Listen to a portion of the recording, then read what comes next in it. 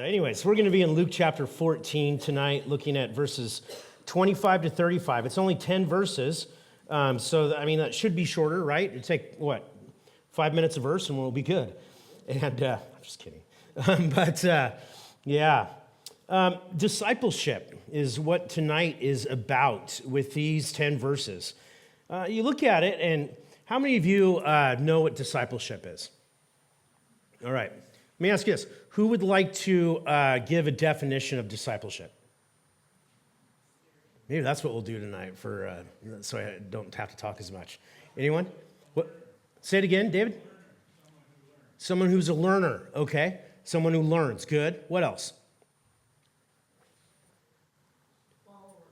A follower. Okay. Someone who is learning from somebody else. Someone who's following somebody else. Any other stabs at that?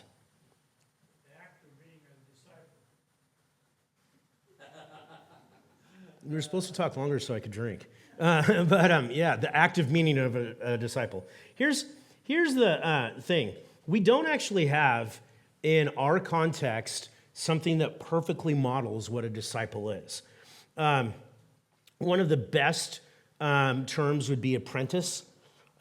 Someone who is, learning from you a specific trade. But really, when you looked at discipleship in the first century, it was the kind of thing that included picking up, everything you had and changing your way of life in order to follow a rabbi, and you would sit at his feet to hear his teaching, and you would go where he went. So it wasn't just academic teaching, which is what happens, say, in like a Bible college or seminary. It was sort of like that, but with a lot of hands-on, and it was something that took place day in and day out. You were literally following somebody in order to copy them, to become like a version of them. And I think that's important. A few weeks ago in one of our services, I kind of gave an illustration about Brett Harvey and his dad, Ken Harvey. And if you know them, if you didn't know them at all, and I said, all right, pick out, this is Ken Harvey, go through the church and pick out who his son is. You wouldn't get Brett usually, right? It's sort of like I have an adopted nephew from Liberia. And I was speaking at a camp once, and he was at the camp, and I told a group of students at this camp, I said, who here, I have a nephew here at this camp, who is it? And they went through, and they picked every guy in the camp, and then they got to Chris, and they looked at him and said, and went down the line again.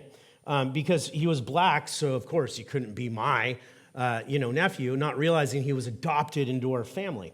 And that's the thing with Brett and Ken. Brett is adopted in, and yet sometimes when I talk to Brett, there are phrases he says and the tone in which he says them where I'm like, dude, that was just so your dad right there, right? And it's just because Brett has known his dad and lived with him and picked up all of these different things from him. And that's a little bit more what it means to be a disciple. As we get to these 10 verses here, we're at a time where Jesus is still at a chief Pharisee's house on the Sabbath day. And it's kind of interesting because over the next few chapters, he's going to be in that same place. A lot of the teaching that takes place is taking place in the midst of this chief Pharisee and all of his, really well-known guests. So you look at it, and there's all this stuff happening as Jesus is doing this. And we read this. Now, great crowds were accompanying him, and he turned and he said to these people, "If anyone comes to me and does not hate his own father and mother and wife and children and brothers and sisters, yes, even his own life, he cannot be my disciple." Let's stop there for just a second. We look at that, and it seems like such a harsh teaching, and In some ways it is, but a lot of it has to do with our culture, with the way we think of hate.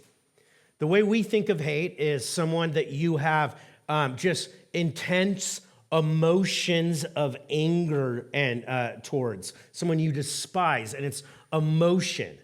That wasn't the way in Jewish culture back in the New Testament and the Old Testament that they looked at hate.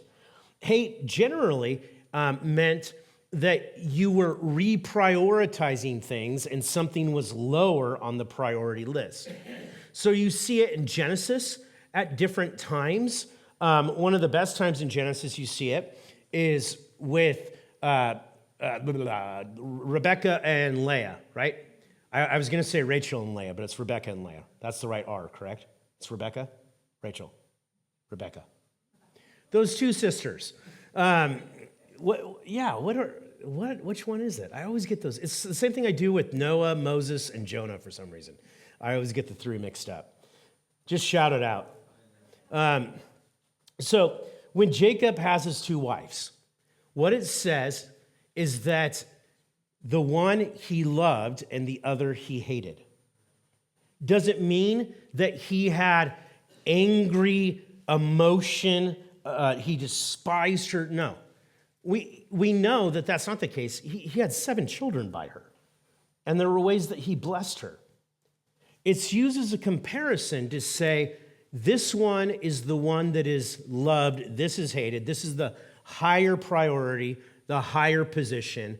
This one takes a lower priority, a lower position. Now, as Jesus is having just multitudes of people come to him, he is very aware that not all of them are there to be his disciples. Some of them might verbally say that they want to be his disciples, but he begins to define it.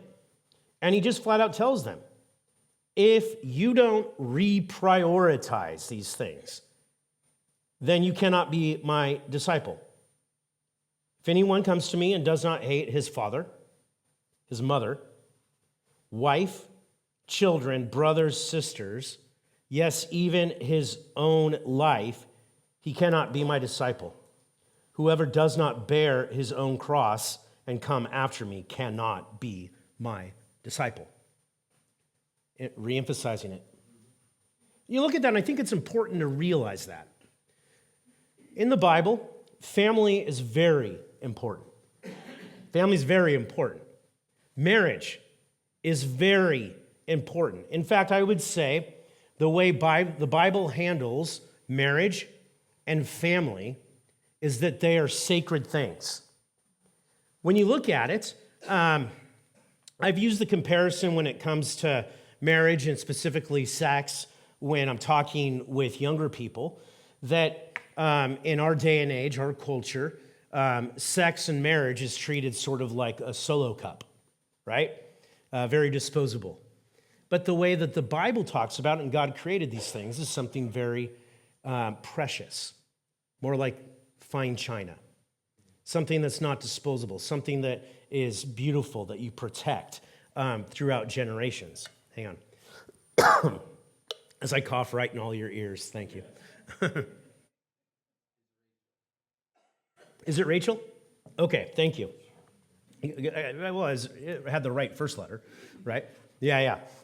So you look at that, and it's the kind of thing where family is important, and yet to truly be a disciple of Jesus Christ, he comes first, above all those other things. Just like with Jacob and his two wives. He is the one that we cherish. Now, I think that is something to be very aware of. When it comes to people that want to follow Christ and want to be disciples of Jesus Christ, a lot of times it's family that puts pressure on people not to either, one, put their faith and get baptized, or two, to change their whole life and sometimes even go into ministry. You see it all the time.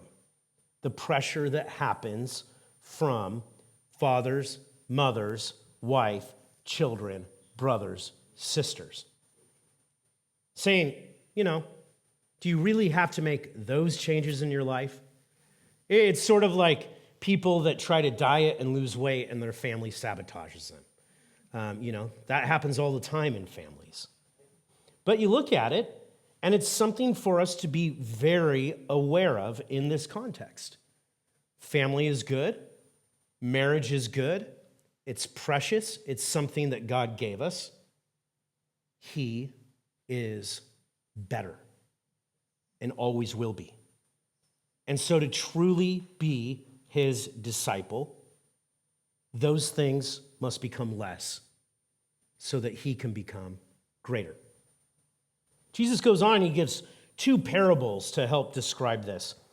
For which of you, desiring to build a tower, does not first sit down and count the cost, whether he has enough to complete it? Otherwise, when he has laid a foundation and is not able to finish, all who see it begin to mock him, saying, this man began to build and was not able to finish? Or what king, going out to encounter another king in war, will not sit down first and deliberate whether he is able to with 10,000 to meet him who comes against him with 20,000? And if not, while the other is yet a great way off, he sends a delegation and asks for terms of peace. So therefore, any of you who does not renounce all that he has cannot be my disciple. So there's these two illustrations given. One illustration is about building. Obviously, if you're going to build something, it would be wise to first go and discover if you have enough money and resources to build it. It still amazes me when I go on my walks out in the fields down Territorial to look across the river, and what do you see across the river? Anyone know? Yeah. It's the guy that used to have the Hollywood Video. Hollywood Video. Yeah, huge. 50,000 square feet. 50,000 square feet home, never finished. You know why? It was the permits, wasn't it? Or did he go bankrupt? Or tell me why. He tried to put rock on the beach. Oh, yeah. To keep people from using the beach. Yeah. And the county shut him down. Yeah. And that was the end of the project. Yeah. So, and that was like 20 years ago? Pretty close. Pretty close to 20 years ago. And if you look across the river out there, you can see it. 50,000 square feet house. Not finished at all. Just sitting there. And you look at it, that just seems crazy, right? Absolutely seems crazy. Jesus is saying, like, of course, you're going to figure out whether you can start this and finish it and keep it going. His second illustration, a king going to war.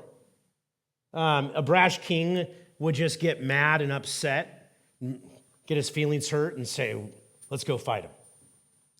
A wise king stops and counts the cost. Do I have the money? Do I have the resources? Do I have the manpower to be able to go to war and actually win this battle? It's just wisdom right there. It's just wisdom.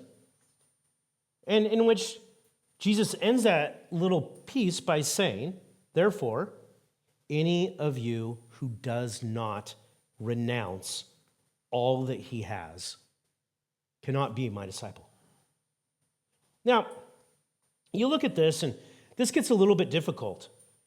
When we're talking about this, is Jesus talking about discipleship and salvation together?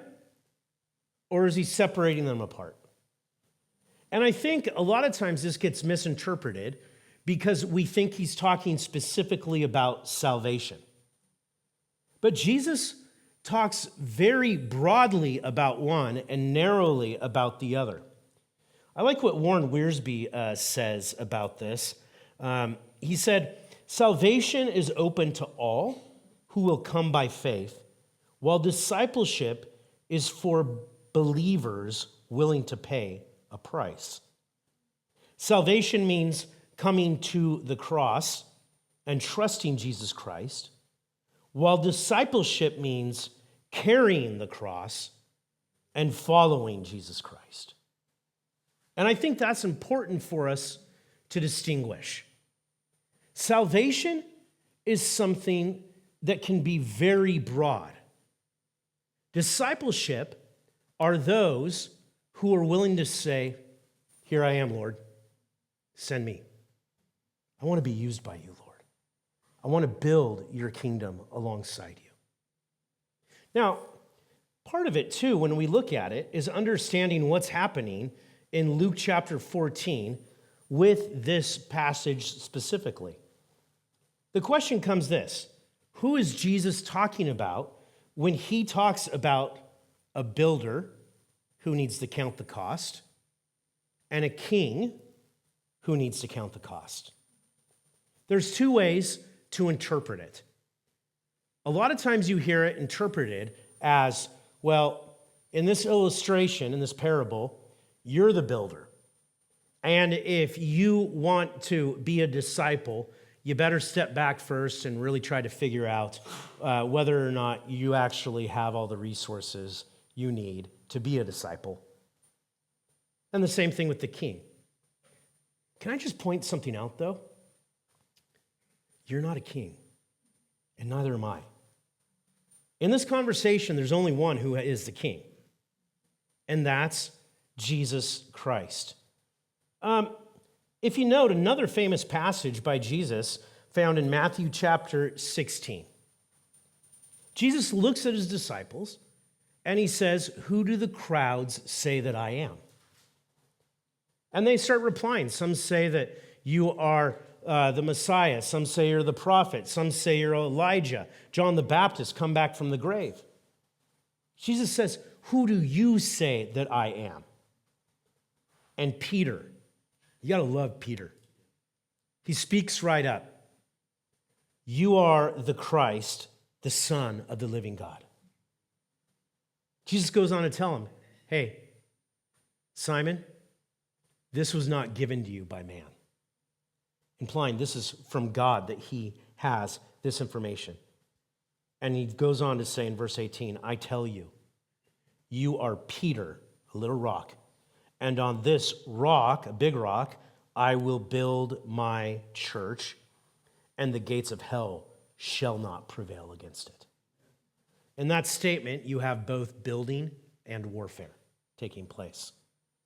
And it's on the statement of who Jesus Christ is, the Son of the living God. So what you have to look at when it comes to Luke 14 in this parable is, what is Jesus saying specifically? He is the master builder who builds his church. He is the King of Kings and the Lord of Lords who goes to warfare. He is the one to count the cost of going. Remember, I've been saying for weeks now, as we are in Luke, that a transition took place in Luke 12, and now Jesus is heading towards the cross. He's the one that is counting the costs of what it's going to take to build his kingdom. And it's a call to those who are putting their faith in him, who will be the ones that will follow in my footsteps, renouncing everything